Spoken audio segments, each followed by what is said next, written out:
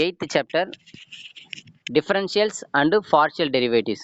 So இப்போ இந்த சாப்டரில் வந்து நம்ம மெயினாக எப்படி வந்து ஒரு வேல்யூ அப்ராக்சிமேட் வேல்யூ எப்படி கண்டுபிடிக்கிறது. இப்போ ஃபார் எக்ஸாம்பிள் வந்து இப்போ 9க்கு வந்து ஸ்கொயர் ரூட் எடுக்கணும்னு வச்சுக்கலாம் 3 அப்படின்றது நமக்கு தெரியும். இது ரூட் ஆஃப் 9.2 அப்படின்னு கொடுக்குறான்னு வச்சுக்கலாம். இப்போ இதுக்கு ஸ்கொயர் ரூட் வந்து நம்ம ஈஸியாக என்ன பண்ணலாம், இந்த டிஃபரன்ஷியல் யூஸ் பண்ணி கண்டுபிடிக்கலாம். இந்த டிஃபரன்ஷியல் அண்ட் பார்ஷியல் டெரிவேட்டிவ்ஸில் இந்த சாப்டரில் ஒரு அப்ராக்சிமேட் வேல்யூக்கு நம்ம ஒரு டெசிமல் வர நம்பருக்கு நம்ம அப்ராக்சிமேட்டாக என்ன பண்ணலாம், அதோட ஸ்கொயர் ரூட்டு கியூப் ரூட். இப்போ நம்ம ஸ்கொயர் ரூட் கூட ஓரளவுக்கு நீங்கள் கண்டுபிடிச்சிருவீங்க சரிங்களா. ஸ்கொயர் ரூட் ஓரளவுக்கு நீங்கள் போட தெரியும் உங்களுக்கு. அப்படி சப்போஸ் ஒரு டெசிமல் நம்பர் கொடுத்தா கூட ஸ்கொயர் ரூட் எப்படி கண்டுபிடிக்கிறது நம்ம 10th பார்த்துருக்கோம்.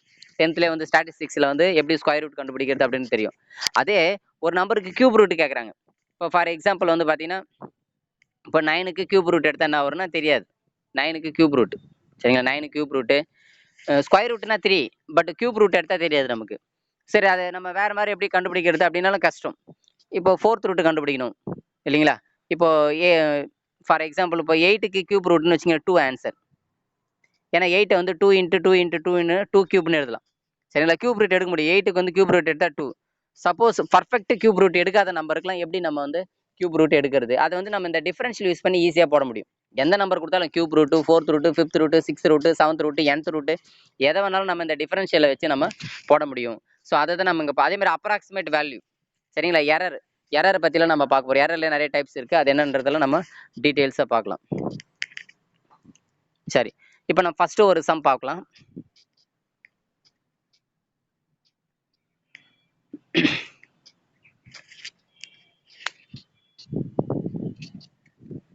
ஃபர்ஸ்ட் நம்ம பார்க்க போகிற டாபிக் பாருங்களேன், லீனியர் அப்ராக்சிமேஷன் அண்ட் டிஃபரன்ஷியல்ஸ். ஒன்றுத்தினுடைய அப்ராக்சிமேட் வேல்யூ எப்படி கண்டுபிடிக்கிறது, லீனியர் அப்ராக்சிமேஷன் நம்ம இந்த டிஃபரன்ஷியல் யூஸ் பண்ணி சரிங்களா. நம்ம இந்த டிஃபரன்ஷியேஷன் யூஸ் பண்ணி எப்படி கண்டுபிடிக்கிறோம். பொதுவாக அப்ராக்சிமேஷன் வேல்யூ வந்து வேறு மெத்தடில் நம்மளால் ஃபைன் பண்ண முடியும். பட் லீனியர் அப்ராக்சிமேஷன் சரிங்களா, அப்ராக்சிமேட் வேல்யூ எப்படி கண்டுபிடிக்கிறது அப்படின்றத பார்க்க போகிறோம். இப்போ அதுக்கான டெஃபினேஷன் கொடுத்துருக்காங்க பாருங்க. இதான் வந்து இந்த ஃபார்முலா வச்சு தான் போட போகிறோம். Definition 8.1 linear approximations. Let f of a comma b tends to R be a differential function. X0 belongs to a comma b. We defined the linear approximation L of f at x0 by L of x equal to f of x0 plus f dash of x0 into x minus x0 for all x belongs to a comma b. அதாவது இப்போ இந்த approximate, அதாவது linear approximate, இப்போ for example வந்து பார்த்தீங்கன்னா நம்ம வந்து ஒரு சர்க்கிளோட ஏரியா கண்டுபிடிக்கிறோன்னு வச்சுங்களேன்.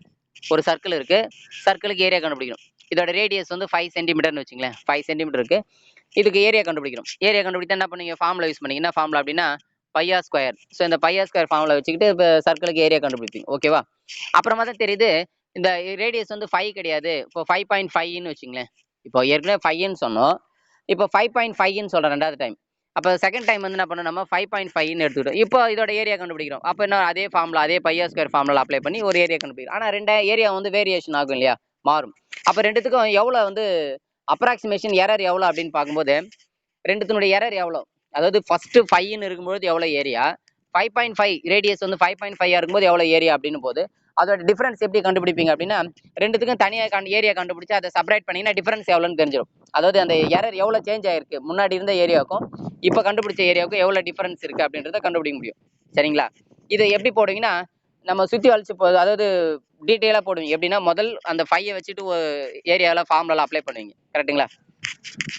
நம்ம இப்போ ஏரியா வந்து பார்த்தீங்கன்னா பையா ஸ்கொயர் ஃபார்முலால முதல்ல 5 ரேடியஸ் வந்து 5ன்னு வச்சுக்கிட்டு போடுவீங்க ஓகேங்களா. அடுத்து என்ன பண்ணுவீங்க, அதே ரேடியஸ் 6 இருக்கிறதுல என்ன பண்ணுவீங்க, பையா ஸ்கொயர் ஃபார்முலா. ஸோ அந்த பையா ஸ்கொயர் ஃபார்முலாவில் என்ன பண்ணுவீங்க, 6 இருக்கிறதுல 5 வச்சுக்கிட்டு ஒரு ஏரியா, அடுத்தது 5.5 வச்சுட்டு ஏரியா, அப்புறம் ரெண்டு ஏரியா என்ன பண்ணி செப்பரேட் பண்ணிங்க. அப்போ தான் டிஃபரன்ஸ் எவ்வளோன்னு தெரியும். முன்னாடி இருந்த சர்க்கிளோட ஏரியாவுக்கும் அடுத்து வந்த சர்க்கிளோட ஏரியாவுக்கும் எவ்வளோ டிஃபரன்ஸு, அதை நம்ம என்ன பண்ணணும், இப்படி தான் போடுவீங்க. போட சொன்னால் நீங்கள் இப்படி தான் போட முடியும், தனித்தனியாக கண்டுபிடிச்சி செப்பரேட் பண்ணுவீங்க.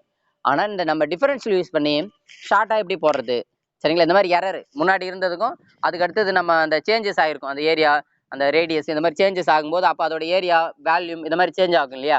அப்படி சேஞ்ச் ஆகும்போது அதை எப்படி நம்ம கண்டுபிடிக்க, எவ்வளோ சேஞ்சஸ் இருக்குன்றது எப்படி கண்டுபிடிக்கிறது, அதுதான் அந்த டிஃபரன்ஷியல் அப்படின்றது. அந்த டிஃபரன்ஷியல் அப்படின்னா என்னன்னா முன்னாடி இருந்ததுக்கும் அடுத்தது நம்ம அந்த வேல்யூ சேஞ்ச் ஆனதுனால அந்த வேல்யூக்கும் உள்ள டிஃபரன்ஸ் தான் வந்து பார்த்தீங்கன்னா இந்த டிஃபரன்ஷியல் அப்படின்னு சொல்லிட்டு சொல்கிறாங்க சரிங்களா. அதெல்லாம் எப்படி கண்டுபிடிக்கிறது, நம்ம இந்த டிஃபரன்ஷியேஷன் யூஸ் பண்ணி எப்படி கண்டுபிடிக்கிறது அப்படின்றத இந்த சாப்டர்ல நம்ம பார்க்க போறோம் சரிங்களா. இப்போ சம் பார்க்கலாம் பாரு. ஃபர்ஸ்ட் ஒரு சம் பார்த்தா தான் உங்களுக்கு புரியும். சரிங்களா? இப்போ ஃபர்ஸ்ட் வந்து ஒரு எக்ஸாம்பிள் வந்து எக்ஸாம்பிள் 8.1. இப்போ find the linear approximation for f of x function கொடுத்துறாங்க. f of x equal to root of 1 plus x greater than or equal to -1 at x naught வந்து 3. Use the linear approximations to estimate f of 3.2. ஓகேங்களா? f of 3.2 உடைய value கேட்குறாங்க. Estimate f of 3.2 உடைய value என்ன அப்படின்றத கண்டுபிடிக்க சொல்றாங்க. ஓகேங்களா? அதே மாதிரி இங்கே x நாட் வந்து 3 அப்படின்னு கொடுத்துறாங்க. இப்போ இந்த லீனியர் அப்ராக்சிமேஷன் யூஸ் பண்ணி எப்படி போறதுன்னு பார்க்கலாம். இப்போ லீனியர் அப்ராக்சிமேஷனுக்கான ஃபார்முலா என்ன அப்படின்னா, இப்போதான் நம்ம ஃபார்முலா பார்த்தோம். என்னன்னா L of x. ஓகேங்களா? L ஏன் யூஸ் பண்ணா லீனியர் அப்ராக்சிமேஷன்றதால L of x equal to f of x naught plus f dash of x நாட் into x minus x naught. இதான் ஃபார்முலா.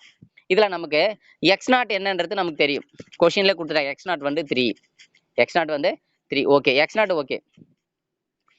அப்ப இங்க xன்றது என்ன? xன்றது என்ன தெரியுங்களா? xன்றது என்ன கொஸ்டின் அதான் x. 3.2 தான் கொஸ்டின். 3.2 தான் x. சரிங்களா? ரைட். இப்போ இந்த ஃபார்முலாக்கு தேவையானது என்னென்ன பாருங்கம்மா. என்ன தேவை பாருங்க. f of x நாட் வேணும். f of x நாட்னா நம்ம அர்த்தம், கொஸ்டின்ல f of x கொடுத்துருக்காங்களா? கொஸ்டின் f of x, அதுல x இருக்க வேண்டிய இடத்துல நம்ம x நாட்ன்றதை சப்ஸ்டிட் பண்ணா நமக்கு f of x நாட் கிடைக்கும். கரெக்ட்டுங்களா? அப்ப x நாட்ன்றது 3 தானே. அப்ப இந்த 3 எடுத்து போயிட்டு அந்த x இருக்க இடத்துல சப்ஸ்டிட் பண்ணா என்ன கிடைக்கும்? நமக்கு f of x நாட் கிடைக்கும். அடுத்தது பாருங்க, f dash of x not. f dash of x நாட்னா கொடுத்துருக்கிற ஃபங்க்ஷனை டிஃபரன்ஷியேட் பண்ணணும். கொடுத்துருக்கிற ஃபங்க்ஷனை டிஃபரன்ஷியேட் பண்ணிட்டு அப்புறம் அந்த x நாட்டை சப்ஸ்டிட் பண்ணணும். எது x நாட்? 3 சப்ஸ்டிட் பண்ணணும். அப்புறம் பக்கத்துல வந்து என்ன இருக்கு? x மைனஸ் x நாட் இருக்கு. xல இருந்து x மைனஸ் x நாட்டை செப்பரேட் பண்ணி அப்புறம் அதோட மல்டிப்ளை பண்ணும். இவ்வளவு ஒர்க்கும் நம்ம செஞ்சாகணும். சரி, ஒவ்வொரு ஸ்டெப்பா பண்ணும். முதல்ல டிஃபரன்ஷியேட் பண்ணிடுவோம். பாருங்க, ஃபர்ஸ்ட் அவங்க என்ன பண்ணிருக்காங்கன்னா, இந்த இடத்துல f of x நாட்டை கண்டுபிடிச்சாங்க. இந்த பாருங்க, இந்த x நாட் வந்து 3 தானே. இது எதுவுமே f of xல சப்ஸ்டிட் பண்ணது பாரு. f of 3 சப்ஸ்டிட் பண்ணா root of 1 plus x. x இருக்கிறது நம்ம என்ன பண்ணலாம்? 3 சப்ஸ்டிட் பண்ண வரோம். ரூட் ஆஃப் 1 பிளஸ் இந்த x இருக்க இடத்துல 3 சப்ஸ்டிட் பண்ணுங்க. அப்போ 1 பிளஸ் 3 என்ன ஆயிடும்? அப்போ நமக்கு 4. 1 பிளஸ் 3 வந்து 4. 4க்கு ஸ்கொயர் ரூட் எடுத்தா வரும் 2. இது வந்து f of 3. நல்லா புரிஞ்சுக்க. இப்போ நீங்க கண்டுபிடிச்சிருக்கு f of 3 கண்டுபிடிச்சிருக்கேன். சரிங்களா? ரைட். அடுத்து என்ன பண்ண? டிஃபரன்ஷியேட் பண்ணும். பாருங்க, அந்த ஃபார்முலால பாருங்களேன். அந்த ஃபார்முலால என்னென்னலாம் தேவை பாருங்க. பாருங்க, f of x நாட் ஆக்சுவலா கண்டுபிடிச்சாச்சு. இப்போ f of 3 தான் f of x நாட். சரிங்களா? அது கண்டுபிடிச்சிட்டோம். அடுத்தது f dash of x not கண்டுபிடிங்க. f dash of x நாட்னா முதல்ல டிஃபரன்ஷியேட் பண்ணும். டிஃபரன்ஷியேட் பண்ணிட்டு அப்புறம் என்ன பண்ணும்? அதே 3 சப்ஸ்டிட் பண்ணும் x நாட். சரிங்களா? இப்போ டிஃபரன்ஷியேட் எப்படி பண்றதுன்னு பாருங்க. இப்போ பொதுவா ஒரு ஃபார்முலா தெரிஞ்சுங்க. ரூட் x டிஃபரன்ஷியேட் பண்ணா என்ன வரும்? ரூட் x டிஃபரன்ஷியேட் பண்ணா 1/2 ரூட் x. இந்த ஃபார்முலா பொதுவா தெரிஞ்சு வச்சுங்க. இது ஒரு ஃபார்முலா. ரூட் x டிஃபரன்ஷியேட் பண்ணா 1/2 ரூட் x. எப்படி வந்ததுன்னு தெரியுங்களா? அந்த ரூட் x வந்து 1, அதாவது x பவர் 1/2 எழுதிடும். அதாவது x பவர் n ஃபார்முலா தான். n into x power n minus 1 1/2 x power n minus 1, அதாவது 1/2 minus 1. 1/2 minus 1 minus 1/2 ஆயிடும். அதை டினாமினேட்டர் வந்து என்ன பிளஸ் 1/2 ஆயிடும். அப்போ அந்த x பவர் 1/2 வந்து ரூட்னு போட்டுக்கும். அதான், வேற ஒன்றும் இல்லை. சரி, நமக்கு அது ஒன்றும் முக்கியம் இல்லை. நீங்க இந்த ஃபார்முலா மட்டும் ஞாபகம் வச்சுக்கோ. ரூட் x டிஃபரன்ஷியேட் பண்ணா 1/2 ரூட் x, அவ்வளவுதான். சரிங்களா? ரைட். இப்போ அதை தான் இங்க அவங்களே டைரக்டா அப்ளை பண்ணிட்டாங்க. பாருங்க, இங்க பாருங்க, f of x வந்து ரூட் ஆஃப் 1 பிளஸ் எக்ஸ். அப்போ f dash of x பாருங்க, 1/2 ரூட் ஆஃப் 1 பிளஸ் எக்ஸ். சரிங்களா? 2 ரூட் ஆஃப் 1 பிளஸ் எக்ஸ். அவ்வளவு முடிஞ்சு போச்சு. இப்போ இதுல f dash of 3, அதான் f dash of x not அப்படின்னு அர்த்தம். ஸோ x நாட் இருக்க இடத்துல என்ன பண்ண? 3 அப்ளை பண்றோம். 3 அப்ளை பண்ண number 1/2 into root of 1 plus 3. அப்போ 4. அதுக்கு 4 ரூட் எடுத்தா 2. ஏற்கனவே டினாமினேட்டர்ல ஒரு 2 இருக்கு. அப்போ 2 into 2 ஆயிடும் நமக்கு 4 ஆயிடும். அப்போ 1/4. நல்லா புரிஞ்சுக்க. இப்போ நம்ம எதோட வேல்யூ கண்டுபிடிச்சிட்டோம்? f dash of x not value கண்டுபிடிச்சாச்சு. இப்போ எதுவுமே அப்படியே ஃபார்முலால போடுங்க பார்க்கலாம். ஃபார்முலால போடலாமா? ஃபர்ஸ்ட் பாருங்க, f of x நாட் வந்து 2 கண்டுபிடிச்சு வச்சிருக்கோம், போட்டாச்சு. Plus f dash of x not 1/4, அதையும் போட்டாச்சு. அடுத்தது x மைனஸ் x நாட் இருக்கு இல்லையா? அந்த x மைனஸ் x நாட் வந்து 3ன்றது நமக்கு தெரியும், கொஸ்டின்ல கொடுத்துருக்காங்க. அப்போ அந்த 3 அப்ளை பண்ணிட்டாங்க. என்ன வருது பாருங்க. அப்போ சிம்ப்ளை பண்ணிக்கலாம். பாருங்க, சிம்ப்ளை பண்ண என்ன வரும்? இந்த பாருங்க, சிம்ப்ளை பண்ணலாம். 2 பிளஸ் இதை கிராஸ் மல்டிப்ளை கூட பண்ணிக்கலாம், ஒன்றும் பிரச்சனை இல்லை. இந்த 1/4 வந்து உள்ள கொண்டு போயிடறாங்க, வேற ஒன்றும் இல்லை. சிம்ப்ளை பண்ணி கிராஸ் பண்ணிக்கலாம். இந்த 4 கிராஸ் பண்ணி 8 வரும். 8 பிளஸ் x மைனஸ் 3/4. இப்போ இந்த 8ல 3 போச்சுன்னா 5 பிளஸ் x/4. இதான் ஆன்சர். சரிங்களா? அதை தான் இவங்க இப்படி போட்டிருக்காங்க. x/4 பிளஸ் 5/4 தனித்தனியாக பிரிச்சுட்டாங்க. நீங்கள் மொத்தமாக கூட போட்டுக்கலாம். மொத்தமாக போட்டால் என்ன வரும்? ஃபைனல் ஆன்சர் என்ன வரும்? ஃபைனலாக x பிளஸ் 5/4. இதை 4 தனித்தனியாக டிவைட் பண்ணீங்கன்னா x/4 + 5/4 இது முடிஞ்சிருச்சு. இப்போ அவங்க கொஸ்டின் என்ன கேட்டிருக்காங்கன்னா f ஆஃப் 3.2 வேல்யூ தான் கேட்குறாங்க. அப்போ f ஆஃப் 3.2னா இப்போ நம்ம கண்டுபிடிச்சோம் இல்லையா, L ஆஃப் எக்ஸ்ன்னு கண்டுபிடிச்சிருங்க இல்லையா, அதில் நீங்கள் எக்ஸ் இருக்க இடத்துல நீ 3.2ன்னு போடணும், வேற ஒன்றும் இல்லை. இப்போ இந்த கடைசியாக கண்டுபிடிச்ச ஆன்சரில் x/4 + 5/4 இருக்குல்ல, அதில் எக்ஸ் இருக்க இடத்துல நீங்கள் 3.2ன்னு கண்டுபிடிக்கும். அப்போ எக்ஸ் இருக்க இடத்துல 3.2 சப்ஸ்டிட் பண்ணீங்கன்னா சப்ஸ்டிட் பண்ணுங்க பார்க்கலாம். இங்கே பாருங்க, f of 3.2 equal to root of 4.2. ஆக்சுவலாக நமக்கு ரூல் என்ன நமக்கு பார்த்தீங்கன்னா, அதாவது இப்போ இந்த இடத்துல வந்து பார்த்தீங்கன்னா கொஷின் வந்து எஃப் ஆஃப் எக்ஸ் கொடுத்துருக்காங்க. கொஷின் வந்து எஃப் ஆஃப் எக்ஸ் கொடுத்துருக்காங்க. அதில் வந்து நமக்கு எஃப் ஆஃப் 3.2 வேணும்னா என்ன பண்ணுவீங்க, பொதுவாக எக்ஸ் இருக்கிற இடத்துல 3.2 போடுங்க. அப்போ இந்த இடத்துல 3.2 போடணும். ரூட் ஆஃப் 1 + 3.2 போட்டிங்கன்னா என்ன வரும், ஆக்சுவலாக ரூட் ஆஃப் 4.2 வரும். அப்போ அந்த 4.2 ரூட் எடுத்ததுனா சார் இது சிம்பிளாக தான் முடிஞ்சு போச்சு. அழகாக இப்போ எஃப் ஆஃப் 3.2 வேணும்னு கேட்குறாங்க. அப்போ எஃப் ஆஃப் 3.2 வேணும்னு கேட்டால் அப்படியே போட வேண்டியதானே சார். எக்ஸ் இருக்க இடத்துல 3.2 போட்டால் 1 + 3.2 ஆகிடும், 4.2 ஆகிடும். 4.2க்கு ரூட் தான் எங்களுக்கு எடுக்க தெரியுமே, அப்போ ரூட் எடுத்தால் முடிஞ்சு போச்சு இல்லைங்களா. ஸோ அப்படி தான் போடுவோம், அது அப்படி தான் போடணும். ஆனால் அது வந்து பார்த்தீங்கன்னா நம்ம நார்மலாக போடுற மெத்தட் அது, சரிங்களா. நம்ம டிஃபரன்ஷியல் எப்படி நமக்கு யூஸ் பண்ணுறோம் அதை தான் இங்கே பார்க்கணும். டிஃபரன்ஷியலை பயன்படுத்தி தான் நாங்கள் போடுறோம், புரியுதுங்களா. இங்கே கேட்குறது யூஸ் அ லீனியர் அப்ராக்சிமேஷன் எஸ்டிமேட். அப்போ இந்த இடத்துல என்ன பண்ணி நம்ம டிஃபரன்ஷியேட் பண்ணி வச்சுட்டோம், எல்லாமே கண்டுபிடிச்சிட்டோம். பாருங்க டிஃபரன்ஷியேஷன் யூஸ் பண்ணி கடைசியாக ஒரு ஆன்சர் வந்துருச்சு, x/4 + 5/4. அதில் எக்ஸ் இருக்க இடத்துல 3.2 போடுறாங்க, போட்டிருக்காங்க பாருங்க. எக்ஸ் இருக்க இடத்துல 3.2. அப்போ 3.2 போடும்போது 3.2/4 + 5/4 சிம்பிளை பண்ணிக்கலாம். ஆக்சுவலாக அதை சிம்பிளை பண்ணால் 32/4 32/4 வந்து ஈஸியாக சிம்பிளை பண்ணலாம். 8 4 7 அப்போ 0.8 வரும். 4 டிவைட் பண்ணுவோம் 0.8. அதோட என்ன பண்ண 5/4 அது ரெண்டுத்தையும் ஆட் பண்ணினா உங்களுக்கு ஆன்சர் வந்து 2.050 ஆன்சர். ஓகேங்களா. சரி, அவ்வளோதான் ஆன்சர் கண்டுபிடிச்சிட்டோம். இப்போ நம்ம கண்டுபிடிச்சது நல்லா புரிஞ்சுங்க, டிஃபரன்ஷியலை வச்சு போட்டிருக்கோம். டிஃபரன்ஷியலை வச்சு நான் எப்படி கண்டுபிடிச்சிருக்கேன்னா 2.050ன்னு கண்டுபிடிச்சிருக்கேன். நல்லா புரிஞ்சுங்க, டிஃபரன்ஷியலை வச்சு போட்டிருக்கேன். ஆனால் actually if you use calculator to calculate we get. Suppose நீங்கள் கால்குலேட்டர் வச்சு நீங்கள் பார்த்தீங்கன்னா ரூட் ஆஃப் 4.2 வேல்யூ என்ன வருது பாருங்க, 2.049 வருது. 2.049. இந்த ஆன்சருக்கும் இப்போ நம்ம கண்டுபிடிச்ச ஆன்சருக்கு என்ன டிஃபரெண்ட்னு பாருங்களேன், எவ்வளோ சேஞ்ச் ஆயிருக்குன்னு பாருங்களேன். ஒரு பாயிண்ட் தான் சேஞ்ச் ஆயிருக்கும் பாருங்க. இது 2.050, இது வந்து 2.049. நல்லா கொஞ்சம் இந்த 049 இருக்கு இல்லையா, அந்த 499 வந்து 5க்கு மேலே இருந்தால் ஒன்று ஆட் பண்ண என்ன ஆகிடும் பாருங்க, 2.05 வந்துடும். அப்போ கிட்டத்தட்ட ரெண்டும் அப்ராக்சிமேட்டாக தானே இருக்கு.